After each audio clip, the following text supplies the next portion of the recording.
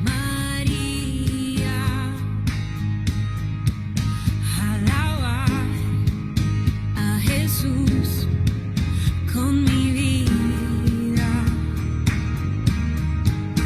dar un sí sin reservas y sin miedo.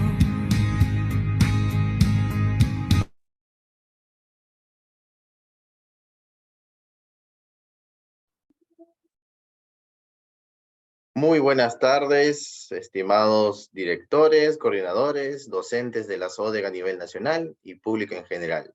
Mi nombre es Christopher Vidal, coordinador en ONDEC, y les doy la cordial bienvenida a nuestro quinto webinar pastoral de este año 2023. Reciban, como siempre, el saludo de Monseñor Ricardo García García, presidente de la Comisión para la Educación, Cultura y Bienes Culturales de la Conferencia Episcopal Peruana, del padre Richard Santos Caicho, secretario ejecutivo de la Comisión Episcopal para la Educación, Cultura y Bienes Culturales, y del licenciado Alfredo León Sánchez, director de la Oficina Nacional de Educación Católica, ONDE. Y para iniciar de la mejor manera este webinar, vamos a realizar nuestra oración a cargo de la hermana Patricia Sánchez. Adelante, hermana Patricia. Muy buenas tardes a todos, sean bienvenidos, y para continuar pues en esta tarde con nuestro webinar dedicado a las virtudes del educador católico, vamos a iniciar con nuestra oración. Y decimos todos juntos desde nuestros hogares, en el nombre del Padre, del Hijo y del Espíritu Santo. Amén. Jesús, Maestro mío, te llamo Maestro porque quiero aprender de ti. Te llamo Luz porque quiero caminar hacia ella. Te llamo Camino porque quiero seguirte. Te llamo Vida porque no quiero apartarme de ti. Te llamo Verdad porque creo en ti. Te llamo Guía porque quiero seguir tus mandamientos. Te llamo Bueno porque te amo. Te llamo Eterno porque quiero pensar más allá del mundo. Te llamo Noble porque quiero abandonar mis maldades. Te llamo Todopoderoso porque tengo temor de alejarme de ti. Te llamo Justo porque eres mi ejemplo a seguir. No me dejes caer en desgracia porque quiero ser todo de ti. Pidamos a Dios nuestro Padre con la oración que el mismo Jesús pues nos ha enseñado. Orémosle a Él para que Él nos guíe en estos momentos. Y decimos todos: Padre nuestro que estás en el cielo, santificado sea tu nombre. Venga a nosotros tu reino. Hágase tu voluntad en la tierra como en el cielo. Danos hoy nuestro pan de cada día.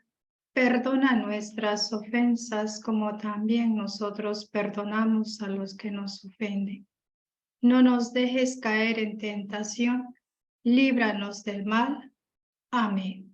Y a nuestra buena Madre, la Virgen María, le decimos a ella, para que nos coja de su mano y nos lleve en este nuestro caminar.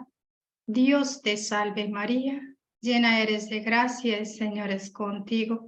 Bendita eres entre todas las mujeres y bendito es el fruto de tu vientre, Jesús. Santa María, Madre de Dios, ruega por nosotros pecadores, ahora y en la hora de nuestra muerte. Amén. En el nombre del Padre, del Hijo y del Espíritu Santo. Amén. Gracias. Muchas gracias, hermana Patricia. A continuación, presentamos nuestro quinto webinar pastoral, las virtudes del educador católico. Un tema muy importante, estando a pocos días de celebrar el Día del Maestro en nuestro querido Perú. Una fecha muy especial donde honramos a tantos maestros que se esfuerzan, que dan lo mejor para sus estudiantes y hacemos una mención especial a los maestros de educación religiosa, que además de ser educadores son evangelizadores en las aulas. Llevan a Cristo y buscan que sea conocido y amado por sus estudiantes. Les recordamos a todos los que nos están siguiendo vía Facebook, a los participantes en el Zoom, que pueden escribir sus preguntas, ¿sí?, en el chat que corresponde, las cuales serán resueltas al final de la ponencia. Y precisamente vamos a presentar a nuestro ponente del día de hoy. Es el doctor Jimmy Suazo Ramírez, bachiller en teología por el Ateneo Pontificio Regina Apostolorum, licenciado en teología por la Facultad de Teología Pontificia y Civil de Lima. Tiene un máster en bioética, una maestría en investigación y docencia universitaria. Tiene un doctorado en educación por la Universidad Inca Garcilaso de la Vega y actualmente es docente de teología moral en el Seminario San Martín de Porres y docente en la Facultad de Teología de la Universidad Católica de Trujillo. Bienvenido, doctor Jimmy. Muchas gracias por acompañarnos esta tarde. Muchas gracias, Christopher. Ha sido una presentación más llena de generosidad, creo. Yo estoy muy contento realmente de estar con ustedes el día de hoy. Y sinceramente, me he deleitado al prepararles la pequeña ponencia que hoy les voy a brindar. Y además estoy contento porque estoy viendo algunos nombres que conozco y que me da mucho gusto poder encontrar mediante este medio. Así que, sin más, vamos a empezar con el tema que hemos preparado para hoy, que es virtudes del educador católico. Un tema que además me apasiona. Cuando he tenido ocasión, les contaré de hablar sobre el tema de las virtudes, así como hoy de repente en otros grupos, profesores o capacitaciones. Normalmente la asamblea, el grupo, después de que ya estoy hablando un rato, me dice, finalmente, ¿qué tenemos que hacer? ¿Qué tenemos que hacer para mejorar? ¿Qué tenemos que hacer para introducir algo en nuestras clases? Para impactar mejor en el alumno, para poder enseñarle cómo cultivar las virtudes en su propia vida. Y en realidad el centro del tema, el centro de la charla, inclusive de la de hoy, no es ese. Pero sin embargo, la pregunta sí es la correcta. ¿Qué tenemos que hacer? ¿Qué tenemos que hacer? Es la misma pregunta que hizo el joven rico. Y es el pasaje del Evangelio que quiso usar Juan Pablo II cuando escribió ese magnífico legado sobre la vida del cristiano, ese magnífico legado sobre la teología moral que es la encíclica Veritatis Splendor. Y de todas maneras, la respuesta va a ser la misma del Evangelio. ¿Qué tenemos que hacer? No, sino el qué tenemos que hacer sirve como sed, no como deseo. Pero la respuesta es, vende todo, luego ven y sígueme. La respuesta es siempre el encuentro. Y todo surge del encuentro con una persona. Vamos a compartirles el material que les he preparado para el día de hoy. A ver si lo tengo por aquí. Creo que está todo bien. Si hubiera algún desperfecto, me avisan, por favor. Sí, está bien. Gracias, gracias. Bien, entonces, ¿qué tenemos en realidad? Nosotros tenemos que normalmente en nuestra vida cotidiana, entiendo que aquí en el auditorio virtual tenemos profesores de religión, pero no solo de religión, algunos de otras áreas que enseñan religión y posiblemente otros docentes. Es igual para todos. ¿Qué nos está pasando al día de hoy? Que tenemos el tema de la calidad educativa como una constante, correcta, apropiada para nuestro tiempo, y que normalmente, a nivel no solo de nuestro país, sino a nivel internacional y posiblemente en tu colegio, la calidad educativa y la calidad del docente está hoy impregnada, está hoy amarrada, ligada al tema de la innovación. ¿No es así? Pero la innovación educativa, no necesariamente por ser innovación, es decir, por hacer algo distinto o nuevo que a nadie se le ocurrió, nos lleva a mejorar la calidad de la educación.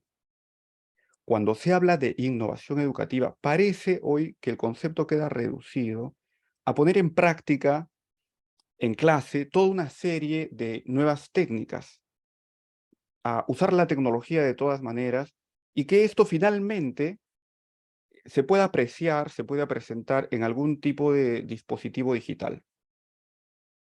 Y esas son herramientas, y es correcto y es muy bueno saber usarlas, pero son herramientas. Y las herramientas, como todas, pueden ser buenas dependiendo del buen uso que le da,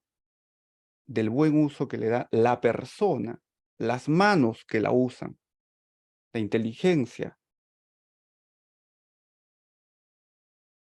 La innovación, creo que entendemos todos claramente, va a ser buena si se da un buen uso, pero no tiene que ser necesariamente innovación tecnológica. Nosotros entendemos bastante bien que la calidad de la educación depende en buena medida de la calidad de los docentes, pero me refiero no solo al quehacer docente, sino al ser de la persona, a la persona completa que educa. El acto educativo es mucho más que el uso de técnicas que se ponen en práctica, porque al parecer, educar es un encuentro personal entre una persona que es el profesor y otra que es el alumno. El encuentro personal entre profesor y alumno es el eje de la experiencia pedagógica. Y esto es lo que nosotros tenemos que, entre comillas, innovar, redescubrir, valorar, que el profesor tenga y pueda transmitir al alumno su persona, una experiencia de vida. El profesor tiene que aportarle, debe estar en la capacidad de aportarle al estudiante algo valioso, algo de sí que pueda tomar el estudiante como suyo. Si la educación no es principalmente entonces el uso de técnicas y de recursos innovadores que están vinculados con la tecnología, tampoco es siquiera la mera transmisión oral, evidentemente, ni la mera transmisión de contenidos. Transmitir una experiencia de vida es transmitir la vida que se comunica. Por eso nosotros sabemos y decimos que se educa más con el ser que con las palabras, ¿no? Personalmente no tengo una formación, me hubiera gustado también tenerla, de tipo lasallista, ¿no? De La Salle. Pero he podido yo palpar casi que en la base de la formación docente que tienen los lasallistas hay una idea clara que me resulta valiosa, que antes de buscar cómo educar, hay que buscar cómo ser para educar. Antes que yo busque el modo, la manera, las herramientas para la actividad pedagógica, para educar, tengo que yo prepararme en mi ser maestro para educar. Y luego viene lo siguiente. Solo luego viene la siguiente. Y en este sentido es que nosotros vamos a enmarcar el tema de hoy. La innovación que nosotros podemos proponer es una innovación más bien clásica, pero dejada de lado, que es la educación en la virtud. Y la intención del día de hoy es valorar esa educación en la virtud que no puede ser de otra manera que empezando conmigo mismo. No hay otra manera. No se pueden realizar actos de virtud si uno no llega a ser virtuoso. Porque no estamos hablando, ahora sí queda claro, de una técnica, de unas herramientas, que yo pueda ofrecerle tips, ¿no? Solo hay un camino. Y un camino emocionante. El único camino es ser efectivamente virtuoso.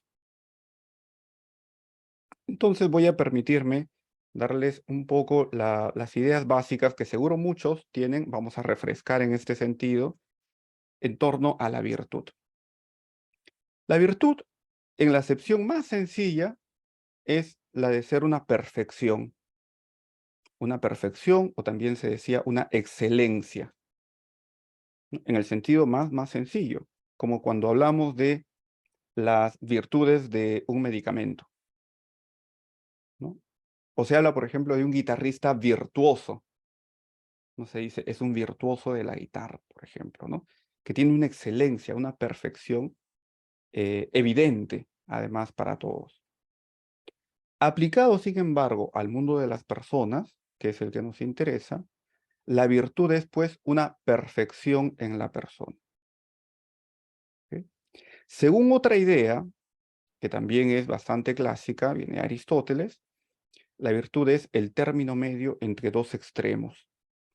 Entre dos extremos que de por sí son radicales, que de por sí son nocivos, ¿no? Hay un ensayo sobre el tema de la virtud, seguramente conocen algo de Romano Guardini, ¿no? Que es un sacerdote, filósofo, teólogo alemán. Y él justamente cuando escribe este tratado sobre las virtudes, pone un ejemplo, y el ejemplo que pone es de un maestro. Y dice, un maestro virtuoso, un maestro bueno, dice él, no puede ser excesivamente maniático del orden y de las reglas, ¿no? Pero tampoco un buen maestro puede ser anárquico, despreocupado, relajado respecto al orden, a la disciplina de una clase, ¿no? El buen maestro buscará el equilibrio, buscará el tiempo del silencio en aula, el tiempo de la conversación libre, buscará tener el orden, la disciplina, las reglas que sean necesarias para que se dé la acción pedagógica, ¿no? Como dice Guardini, ni maniático, ni despreocupado tampoco, sino el justo medio, el término medio entre dos extremos perniciosos. También tenemos, bueno, conocerán seguramente el origen etimológico del término virtud, que es justamente virtus, una potencialidad, un poder, ¿no? Que viene de el otro término anterior, que es vis, que es fuerza, energía, ¿no? La virtud, aún considerada como punto medio, por si acaso, para nosotros cristianos, no significa una mediocridad. No es una mediocridad. Para no pecar.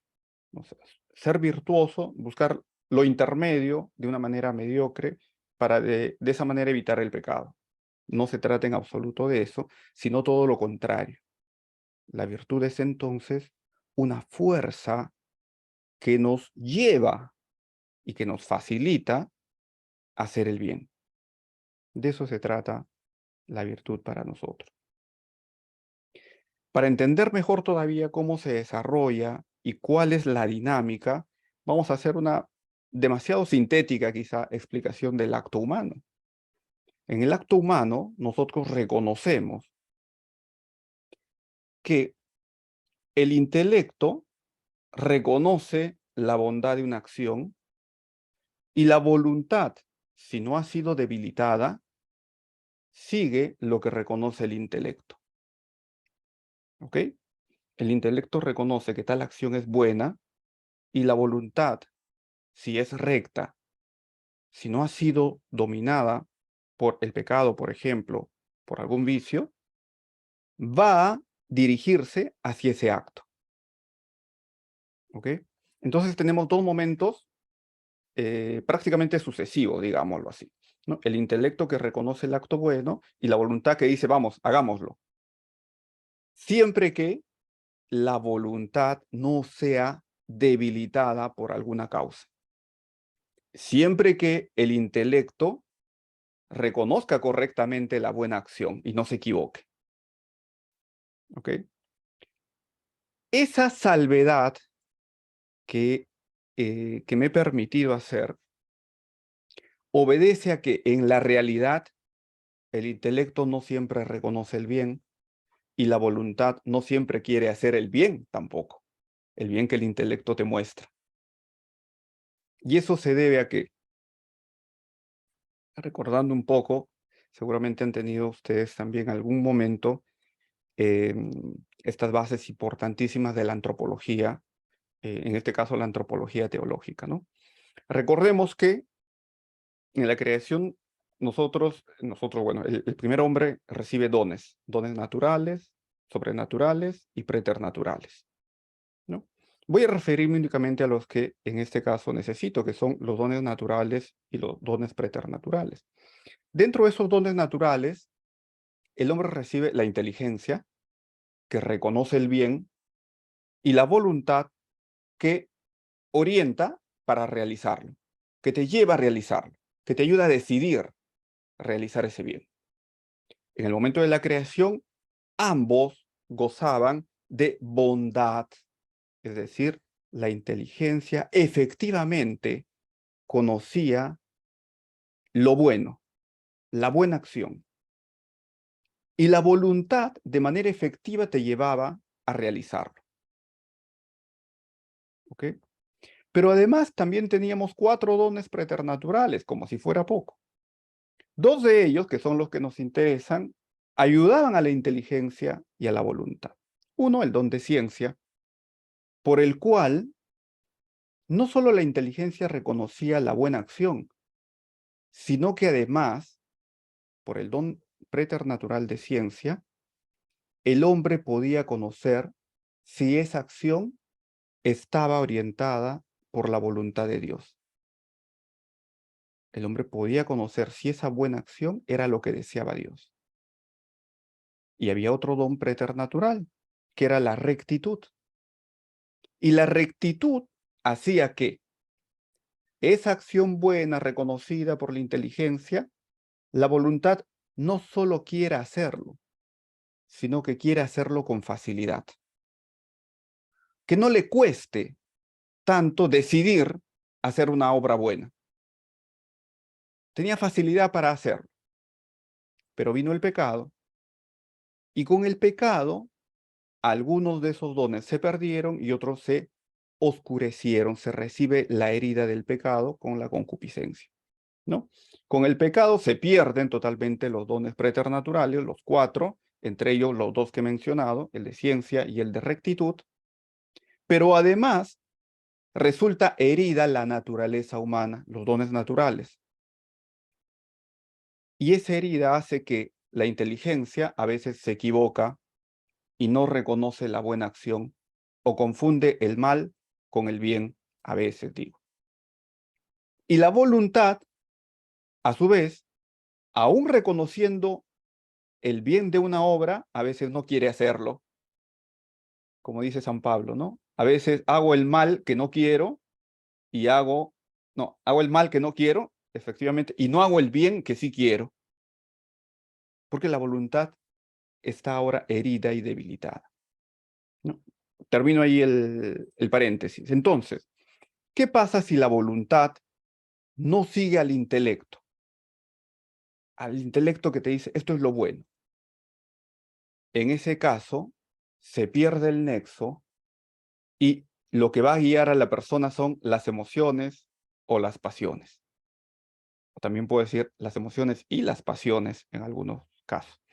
Las emociones y las pasiones son humanas, no son necesariamente malas. Lo que pasa es que las pasiones son desbocadas. Las pasiones pueden ser muchas veces buenas, ¿no? Como el futbolista, ¿no? Que se esfuerza en un partido que le resulta sumamente difícil, porque tiene un rival de repente superior en muchos aspectos, Y el futbolista trata de llevar a su equipo adelante y se esfuerza al máximo y lucha hasta la última pelota.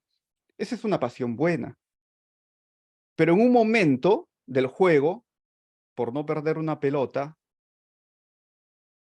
levanta al rival con una patada. Se desbocó. La pasión lo llevó más allá de algo que debía tener un límite. Esa es la tarea de la voluntad. La voluntad lo que hace es orienta, gobierna, conduce las pasiones, las emociones, a veces las frena y a veces simplemente las guía. Pero cuando el intelecto no informa a la voluntad o no le informa correctamente, o la voluntad, sabiendo lo bueno, no lo quiere hacer, entonces quien gobierna van a ser las pasiones, las emociones, ¿no? Y ojo, esto tiene que ver mucho con el tema de el desarrollo y el cultivo de la virtud. Pensemos no solo en los estudiantes, pensemos en nosotros mismos, sobre todo. Una voluntad débil en un asunto que nos puede parecer sencillo, quizá no grave inclusive, ¿no? Por ejemplo, una voluntad débil en un asunto como la comida, ¿no? Aquel que está saliendo, vamos a poner ejemplos, siempre es mejor con ejemplos, ¿no? Estamos saliendo del trabajo a las 2 de la tarde, imaginemos, vamos a la casa a almorzar, y en eso pasamos por una pollería y digo, oye, qué rico se ven esos pollos, yo me meto. Y el amigo me dice, oye, ¿pero no te ibas a tu casa a almorzar? Sí, pero un gustito, ¿no? Y a veces de gustito en gustito lo que estamos demostrando, en algo que aparentemente es muy sencillo, eh, una voluntad débil. Pero una voluntad débil en algo sencillo será débil también en otras cosas que se puedan considerar más trascendentes, más importantes, ¿no? Débil en la comida, puede ser débil también en el uso del dinero, débil en el esfuerzo en el trabajo, débil en eh, el esfuerzo que hay que ponerle a la propia familia, ¿no? Una voluntad débil no va a ser débil en un aspecto y fuerte en otro, porque la voluntad es una sola. Entonces, aquí es más evidente, creo yo, el tema de el necesario orden dentro del acto humano. Y a eso nos ayuda la virtud. ¿De qué manera? La virtud, ¿cómo se logra? La virtud es un hábito, es una constante, pero hay que conquistarla. La virtud se constituye por la reiteración del acto bueno, es decir, del intelecto que identifica la acción correcta, la acción buena, y la voluntad que dice voy a hacerlo. Cuando esto se reitera y se repite, entonces algo se gana, que el intelecto, el entendimiento, va a discernir más fácilmente cada vez, va a encontrar el acto correcto con mayor facilidad. Y a su vez, la voluntad ejercitada en esta acción va a tener la diligencia para prontamente decidirse por lo bueno. Al hombre virtuoso no le cuesta hacer el bien, porque se ha acostumbrado, porque su intelecto decide rápidamente, porque su voluntad lo lleva rápidamente a la acción buena. Y de esta manera, por repetición y con gran esfuerzo ciertamente, las virtudes se van asentando hasta llegar a radicar en la personalidad, posiblemente tras años inclusive de aprendizaje, de ejercicio. La virtud es pues el resultado de una praxis reiterada que se logra y se alimenta a sí misma, ¿no? Cada vez se va haciendo más fuerte por la misma repetición del acto bueno. nos acostumbramos, decía Aristóteles, ¿no?, a superar los peligros, a resistirlos, y somos valientes. Y al ser valiente, vamos a ser capaces de resistir peligros mayores.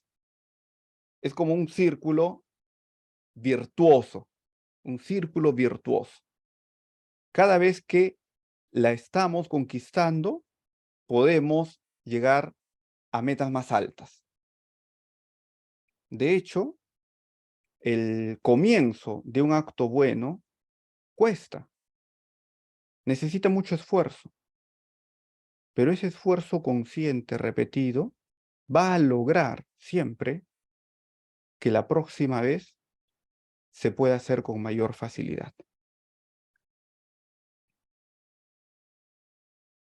Ahí estaba la frase que estaba tratando de citar de Aristóteles, ¿no? Vamos a fijarnos, pues, en el hombre virtuoso. El hombre virtuoso es una persona buena. El virtuoso hace con agrado lo que es bueno. Aquí normalmente se emplea un término. Se dice que el virtuoso llega a hacerlo con naturalidad. Llega a hacer el bien con naturalidad, de manera tal que adquiere como una segunda naturaleza, la naturaleza de la virtud. El hombre virtuoso es connatural al bien. Es parte de sí mismo. Y esto es muy importante. ¿Por qué? Porque la virtud, decíamos desde el inicio, no se trata de un quehacer externo. No se trata de un paso en la historia personal, sino se trata de el desarrollo de la realización de la persona, de un camino que no queda fuera, sino que queda dentro de la persona.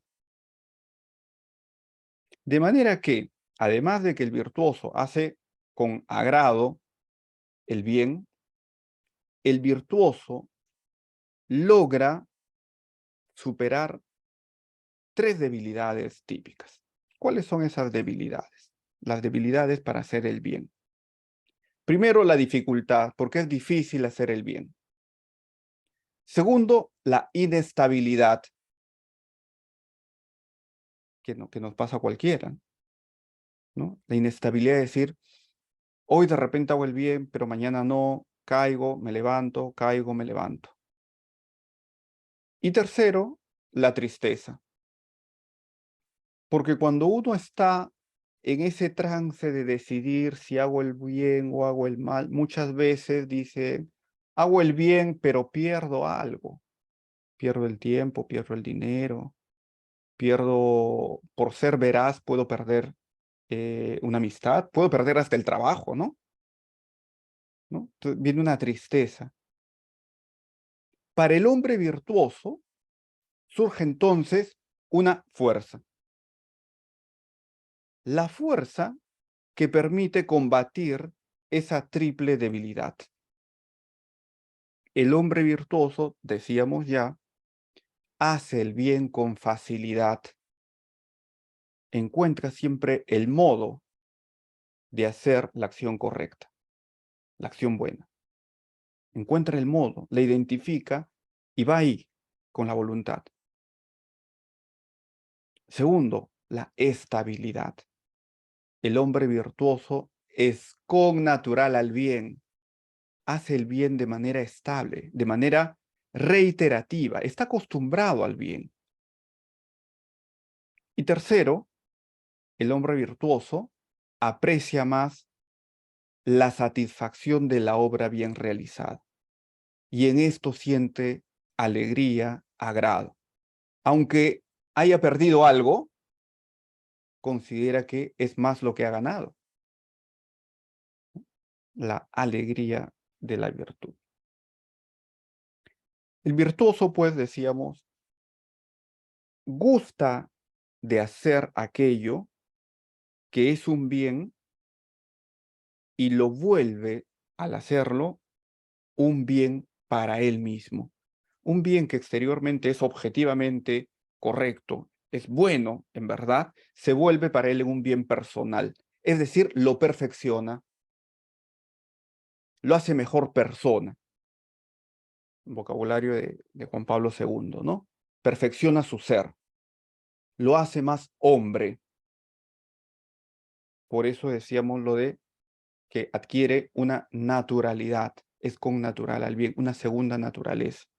La virtud además no es un hábito mecánico, sino es un hábito electivo. Es decir, el virtuoso no es que como está acostumbrado, no se da cuenta y está haciendo el bien.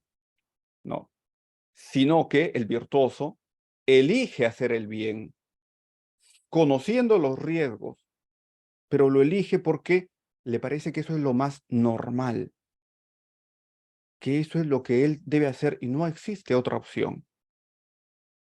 En este sentido, la virtud no quita, sino que perfecciona la libertad. No te hace esclavo de un hábito. Esos son otros tipos de hábitos. Los vicios sí te hacen esclavo. La virtud, en cambio, perfecciona la libertad. Te hace libre para elegir nuevamente la próxima acción buena. La virtud, en este sentido, incrementa la libertad del hombre. Ahora bien, respecto a la educación. La educación consiste también en el perfeccionamiento de una persona. La educación es un esfuerzo para que esa persona logre ser lo que él mismo reconoce que es su meta, su objetivo, la finalidad de su vida. La educación debe proporcionar eso. Nosotros, docentes, debemos lograr darle al estudiante aquello que necesita para alcanzar su objetivo. Y en principio, para tratar de reconocer cuál es ese objetivo. La educación, pues, por lo tanto, una relación entre personas en la que una influye de manera intencional sobre la otra. Le influye con lo que es. Y de esta manera le ayuda a adquirir las cualidades, las características, las destrezas, las habilidades, las competencias, las virtudes que necesita para alcanzar sus fines y principalmente el mayor fin que toda persona busca. El fin más excelso, que es la felicidad. ¿Qué nos dice la Iglesia ahora sí al respecto? Por cierto, hay un documento bien interesante, creo que lo he dejado en los comentarios del Facebook. He dejado ahí un documento de el laico católico testigo de la fe en la escuela, de la Congregación para la Educación Católica, cuando todavía existía con ese nombre, ¿no? Pero ¿qué nos dice, por ejemplo, el Papa Francisco? El Papa Francisco nos dice que el educador debe ser competente, cualificado, al mismo tiempo rico en humanidad. Cosa que hoy seriamente creo que a veces se deja de lado, ¿no?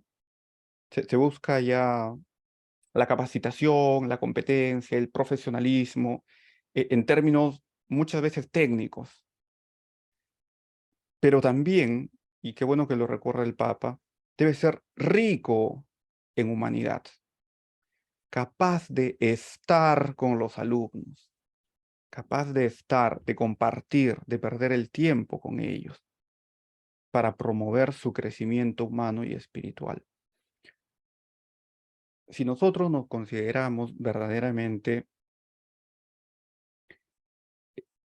capaces de brindar algo positivo a los estudiantes, debemos dejar que nos absorban.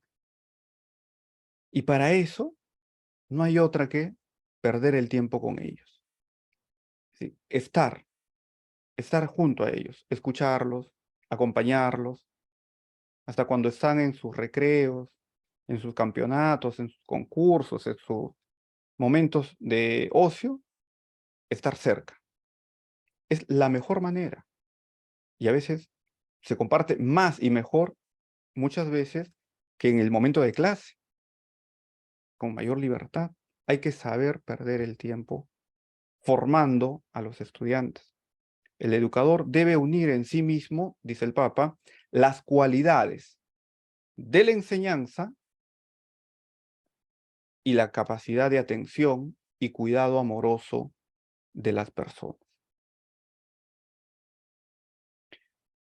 Yo mencioné en algún momento a La Salle y les doy esto como información. En realidad esto bastaría para tener un buen programa de formación personal, ¿no?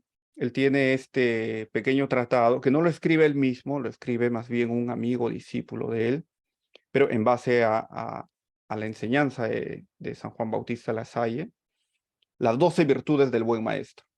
Bien, bien interesante. Solamente ahí las he mencionado. Sería largo enumerar y explicar cada una.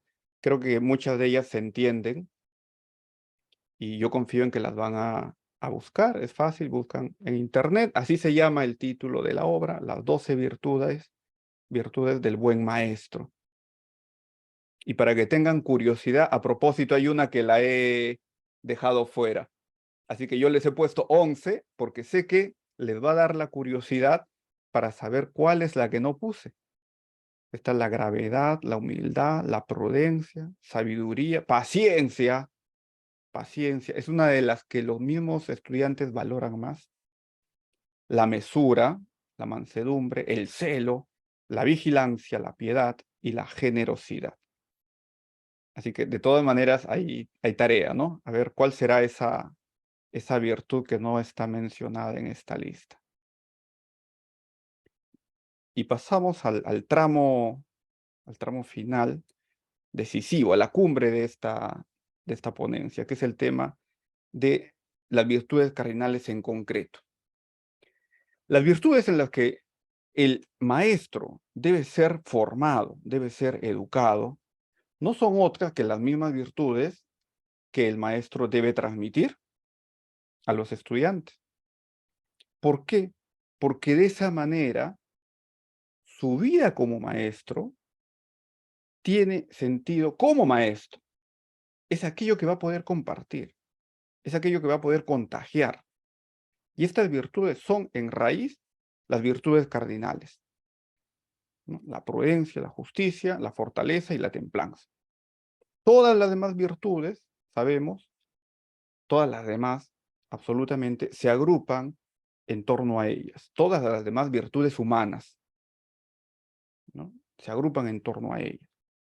Vamos a hacer una mención final sobre virtudes teologales, pero las virtudes teologales sabemos son dones que recibimos por la gracia. En cambio, estas nosotros las cultivamos con el esfuerzo humano. La prudencia, en tanto que tiene que verse reflejada en cualquier acción, afecta también las acciones del maestro. El maestro, para actuar con prudencia, tiene que pensar antes de decidir. Tiene que pensar para planificar su hora de clase. Además, en cada momento de la clase, el profesor debe ejecutar decisiones prudentes respecto a un montón de temas, ¿no? Si hacer una explicación, hacer una pausa, ¿qué es lo prudente? ¿Qué es lo apropiado para este momento? Si darle la palabra a un alumno, si cambiamos la actividad, si hacemos esto de pie, sentado, todo lo que decida el maestro tiene que estar impregnado de la prudencia, del sentido de lo apropiado para el momento y para la acción pedagógica. La virtud de la justicia, evidentemente, darle a cada quien lo suyo, y aplica en muchos casos, como por ejemplo las evaluaciones. Evaluar al alumno es darle lo que le corresponde, pero siempre pensando en el justo medio de la virtud, porque tan injusto puede ser un maestro que da más nota de la que un alumno se merece, como aquel que le da menos. El justo medio. El justo medio, atendiendo a la acción del estudiante, atendiendo a las capacidades del estudiante. La fortaleza, por supuesto. La fortaleza es una virtud propia del maestro. Por ejemplo, la fortaleza se evidencia en la paciencia. En la paciencia, como capacidad de soportar, ¿no?, distintos tipos de males a los cuales el maestro puede verse acometido. Rechazar, además, y afrontar los peligros con buen ánimo.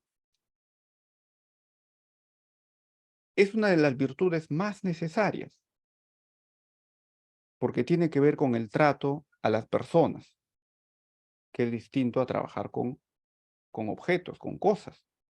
Pero también es de las que corre más riesgo. ¿Por qué?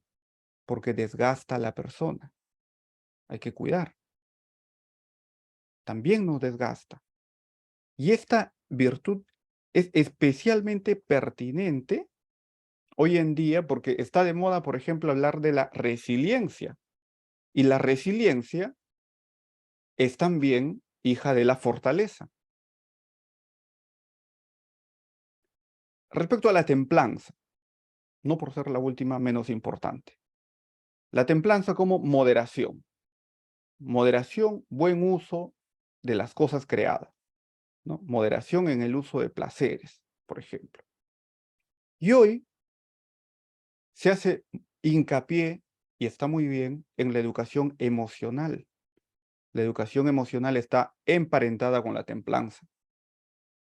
Difícilmente podrá ser buen maestro una persona que es inmoderada en los usos del placer para el cuerpo. Y hoy también tiene aplicaciones muy concretas al mundo de la docencia. En una de las virtudes que emanan de la templanza, como es, por ejemplo, la eutrapelia. ¿Conocen a la eutrapelia?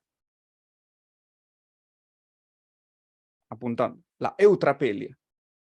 ¿Qué es? La madurez, el equilibrio. La eutrapelia es el buen trato, la simpatía, el buen sentido del humor.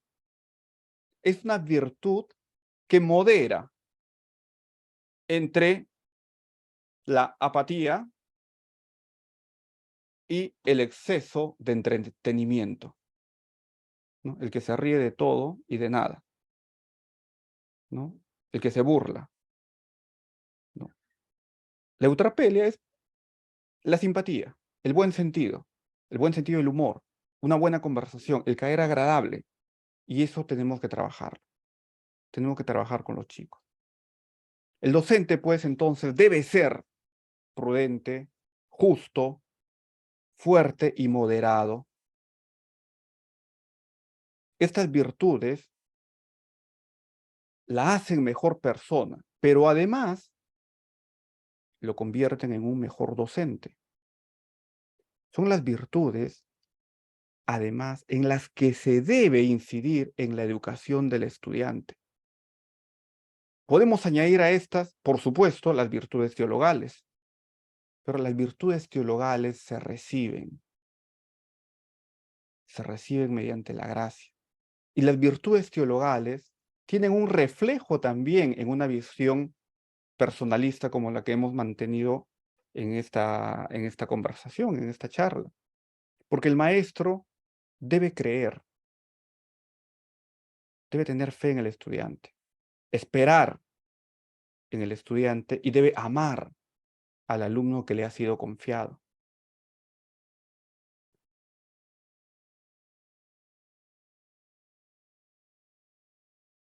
La caridad, virtud teologal, va a dar la forma y el camino para la perfección de cada una de las virtudes mencionadas. Ser maestro no es otra cosa que amar al otro enseñándole lo que no sabe, obra de misericordia. En esta actitud de ágape, de caridad, de amor, que va del que no necesita al necesitado, como Dios lo hace con nosotros, como los padres lo hacen con los hijos, así los maestros con los estudiantes. La perfección de todas las virtudes se va a encontrar siempre en el amor.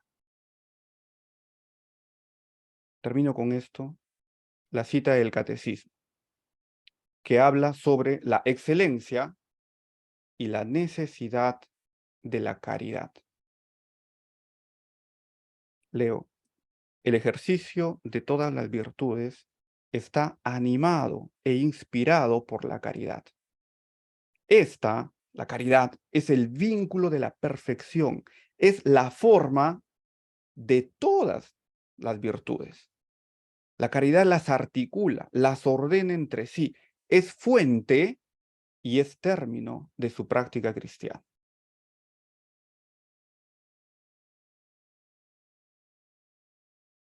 Muchas gracias. Hemos terminado. Voy a ver si tenemos preguntas.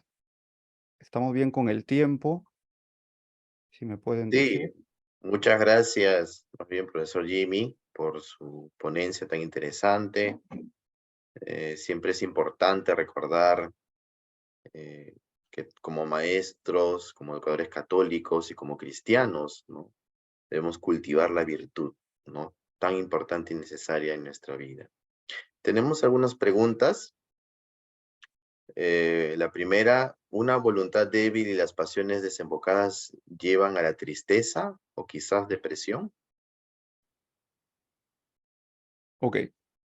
Efectivamente, cuando hablamos del acto humano, hablamos de un equilibrio.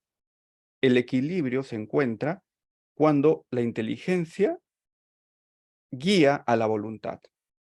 La voluntad se deja guiar por la inteligencia y entonces, reconociendo el acto bueno, la voluntad dice, vamos, quiero hacerlo. Cuando se rompe esto, entonces se da un desequilibrio. Y cuando se dé el desequilibrio, ¿quién gobierna? Ya no gobierna ni el intelecto ni la voluntad. Gobierna lo que haya. Y lo que siempre va a haber, por naturaleza, son las pasiones, que como dije, no son malas. Las pasiones son las que te llevan a esforzarte inclusive a límites positivos elevados. Pero las pasiones son desbocadas, deben ser guiadas. Cuando no son guiadas, entonces se van oponiendo mayormente a las virtudes, porque a lo que van a atender es a posiblemente ocasionar vicios, una serie de malos actos. Y decíamos, lo opuesto a la virtud, dentro de las tres debilidades típicas del acto humano, está la tristeza de ánimo, la tristeza de ¿para qué voy a hacer el bien si voy a perder, si me cuesta esfuerzo?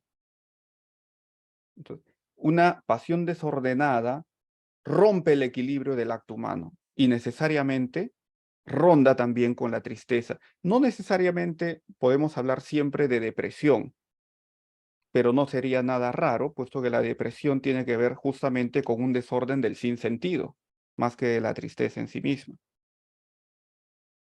Si hay una relación directa, no hay una relación mecánica, no necesariamente. Muy bien, gracias. Tenemos una segunda pregunta. Sí. Dada estas tres dificultades, ¿no? Con eso menciono las tres dificultades, han de ser un reto para un maestro frente a los adolescentes, cuyas características se presentan justamente muy cercanas a la dificultad, inestabilidad y tristeza propias de su proceso de desarrollo. Entonces, ¿qué recomienda que se pueda hacer como profesores guías? Ok. Justamente, decíamos, esto pasa cuando no se ha cultivado la virtud. La virtud se cultiva como un acto de madurez, se cultiva en el tiempo.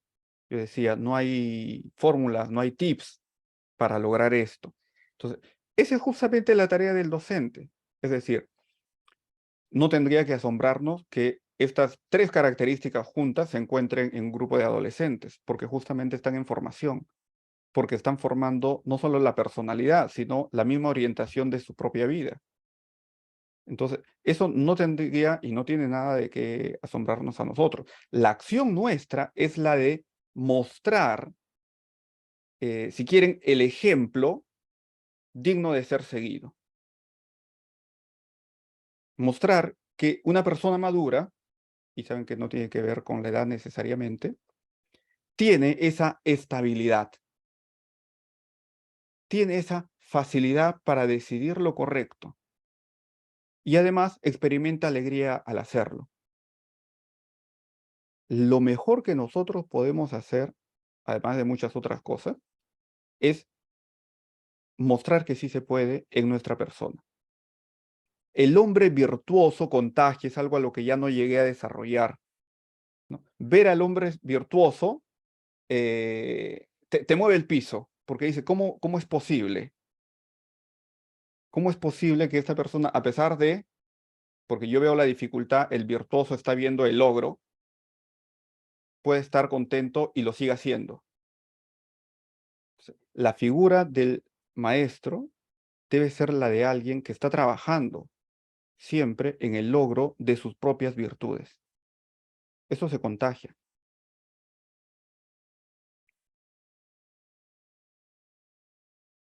Muy bien, muchas gracias. Una tercera pregunta. ¿Cuál es la relación entre la oración, los sacramentos y la gracia con el cultivar la virtud? Bien. Hoy no he podido llegar hasta ese punto, me hubiera encantado de verdad, porque nosotros hablamos de estas virtudes cardinales que la puede desarrollar cualquier persona. Están en semilla en nosotros, por Dios, desde la creación, pero la puede desarrollar cualquier persona, inclusive que no tenga ningún tipo de fe, porque son virtudes netamente humanas. Lo que nosotros tenemos es la gracia, y por la gracia recibimos las virtudes teologales. De tal manera que, como no somos seres divididos, sino todo lo contrario, somos integrados, las virtudes teologales impactan en el hombre y por supuesto también en el desarrollo de las virtudes naturales, de las virtudes cardinales.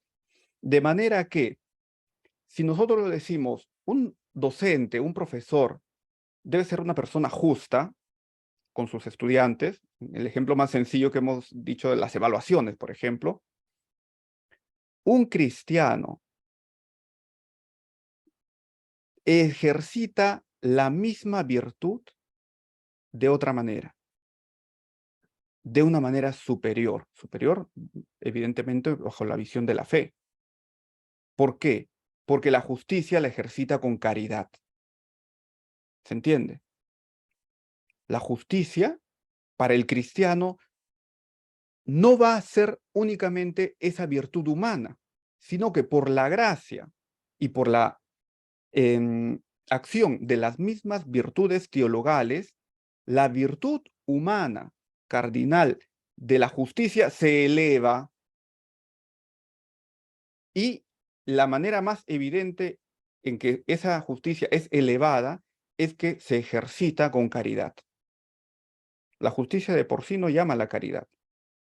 La justicia humana, y es buena, no llama a la caridad necesariamente. Pero la virtud de la justicia para el cristiano es imposible que vaya sin caridad.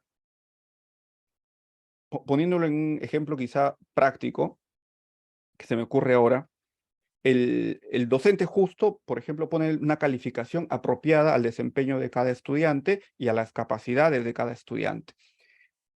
El docente que además ejercite esa justicia de una manera cristiana, dará el sostén posiblemente emocional y posiblemente pedagógico al estudiante que se mereció una baja calificación para que pueda en la próxima vez lograrlo de una manera más óptima. Lograr hacerlo de una mejor manera, para que reciba los resultados de sus evaluaciones, por ejemplo, de una manera apropiada, con caridad, ¿no? Y no de repente sea el motivo de burla de sus compañeros. ¿Se entiende? En el modo de ejercitar las virtudes humanas, que todos las pueden ejercitar bien, el cristiano se va a distinguir por el ejercicio que realizan las virtudes teologales y la gracia dentro de él. Muy bien, nuevamente muchísimas gracias, doctor Jimmy, por esta ponencia tan interesante, igualmente por las respuestas a las preguntas que se han presentado. Muy bien, vamos a ir finalizando este quinto webinar y vamos a dar pase nuevamente a nuestra hermana Patricia para hacer la oración final. Y despedimos también al doctor Jimmy agradeciéndole nuevamente. Yo soy el que les agradezco por la oportunidad, por estar ahí y por invitarme a compartir este momento. Muchas gracias. Gracias. Muchas gracias. Muy bien, ahora antes de culminar nuestro webinar sobre las virtudes del educador católico, vamos a orar a Dios para que nos conceda llevar a la práctica las enseñanzas dadas sobre las virtudes de un educador católico. Decimos entonces en el nombre del Padre, del Hijo y del Espíritu Santo. Amén. Señor, gracias por nuestra vocación a la enseñanza. Concédenos ejercerla con amor, prudencia, sabiduría, paciencia y humildad. Ayúdanos a ver a nuestros educandos con tu mirada de misericordia, para solo captar el bien de cada uno, conocer sus cualidades, alentarlos con dulzura y firmeza, corregir sus faltas y tropiezos, que sepamos compartir sus alegrías, comprender sus inquietudes y consolar sus tristezas. Maestro bueno, haz que logre enseñarles a ser constructores de justicia y de paz, honestidad, fraternidad y perdón, defensores de la vida y de la verdad. Que sepamos compartirles la fe, comunicarles esperanza, animar su perseverancia y valentía, alentar su caridad y alegría, y sembrar en su corazón la voluntad de caminar contigo y hacia ti, dedicando sus dones y talentos al servicio y al bien de los demás. Amén. Los invito a repetir una oración todos juntos. Decimos: Dulce Madre, Dulce no Madre, te alejes, no te No te alejes, alejes, tu vista de mí no apartes, tu tu vista vista de mí no apartes. ven conmigo a todas partes Ven conmigo a todas partes y solo nunca nos dejes, y y solo solo nunca nos dejes, ya que nos proteges tanto dejes ya que tanto nos proteges tanto como verdadera Madre. como verdadera Madre. Haz que nos bendiga haz que nos Haz que el nos bendiga Padre, el Padre, el Padre, Hijo y el el Hijo Espíritu y el Espíritu Santo. Santo. Amén. Amén. Muchísimas gracias. Buenas noches. Doy paso al profesor Christopher. Muy bien, muchas gracias nuevamente, hermana Patricia. Y antes de despedirnos, por favor, algunos avisos importantes. Los invitamos a participar mañana 4 de julio a las 5:30 de la tarde en la premiación al maestro que trasciende, en el que anunciaremos a los 3 primeros lugares y hacerles saber también que habrá un sorteo de becas para cursos de la ONDE para quienes participen en la transmisión, que será vía YouTube, ¿sí? Se va a hacer vía YouTube de la ONDE. Así que los esperamos el día de mañana a las 5:30 de la tarde para que puedan participar en esta ceremonia de premiación al Maestro que Trasciende 2023.